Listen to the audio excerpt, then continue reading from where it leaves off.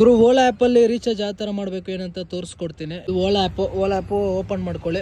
ಕಾಣಿಸ್ತೈತಾ? Ola app open ಮಾಡ್ಕೊಂಡು ನಮ್ಗೆ ಇಲ್ಲಿ ಡ್ಯೂಟಿ ಮೇಲೆ ಕ್ಲಿಕ್ ಮಾಡಿ ಸಿಂಪಲಾಗಿ ಇಲ್ಲಿ ನೋಡಿ ಲೋ ಬ್ಯಾಲೆನ್ಸ್ ಐತೆ ಅಂತ ತೋರಿಸುತ್ತೆ. ಇಲ್ಲಿ ಪೇ ಮೇಲೆ ಕ್ಲಿಕ್ ಮಾಡಿ ಇಲ್ಲಿ ನೋಡಿ ಮಿನಿಮಮ್ಮು 75 ರೂಪಾಯಿ ಪೇ ಮಾಡಬಹುದು. ಸರಿನಾ? ನಂದು ಇವಾಗ ಮೈನಸ್ಸು 125 ರೂಪಾಯಿ ಐತೆ. ಇವಾಗ ನೋಡಿ 75 ರೂಪಾಯಿ ನಾನು ಪೇ ಮೇಲೆ ಕ್ಲಿಕ್ ಮಾಡ್ತೀನಿ. 75 ಎಂಟ್ರ್ ಮಾಡ್ತೀನಿ.